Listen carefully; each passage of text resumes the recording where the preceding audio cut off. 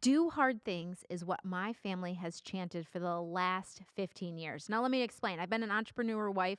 Well, I've been a wife for 20 years, an entrepreneur wife for 15 years, a supportive entrepreneur wife for 10, and an on fire entrepreneur wife for the last 5. So, what does that mean? Probably about year 3 of my husband's company, I literally wanted to divorce him. And I can say that loud and clear because I think he wanted to divorce me too, because it was a literal crap storm. I felt neglected. I felt abandoned. I felt lonely and sad. And I remember I would wait by the window for him to come home with my son. And my son would cheer when he got home. And I remember then he wouldn't come home, like inside the house, because he was still working on the company because our company was like struggling. But by year 3, our company was starting to win and actually crush it. But our family in those 3 years prior had gotten decimated. And actually, it was just broken. So my husband would come home and he was like, "What is happening to my family?" And so we had a family meeting, and it ended in like, "Hey, you're just not here. Like, this isn't working." And he's like, "You know what? For my broken business, I added systems. So what if I added systems to my family? What would happen?" So we started implementing systems.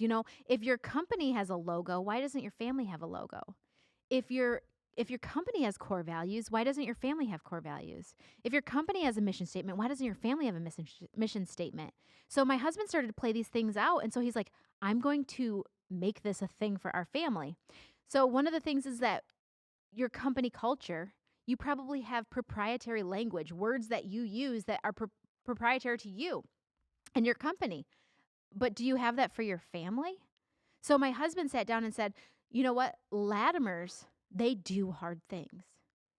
And for some reason it stuck. Just like it was like a stab to the heart, but it was like something that just empowered us.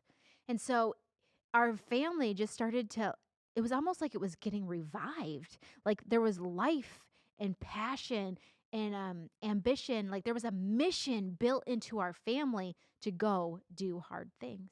And so as my husband started to help build these family systems, we started to reconnect, and we all started to become not just a power couple, but a power family, because we were on, like, even if we didn't do the day to day together, we were on the same mission together. We were on the same mission to change the world. We had our core values, we had our logo, but we had the proprietary language of do hard things. Now, why do I think do hard things actually really impressed upon me is because we were an entrepreneur family. Because as an entrepreneur family, you're going to do some risky, hard stuff.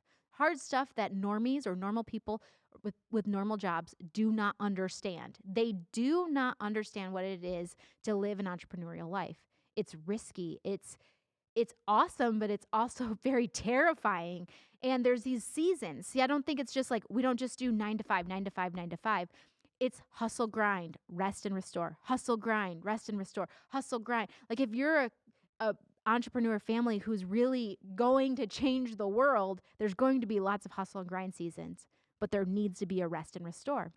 But the one thing that got us through the hustle and grind season was the proprietary language of do hard things. If you ask any of my 5 children, what do Latimers do? They will chant, do hard things.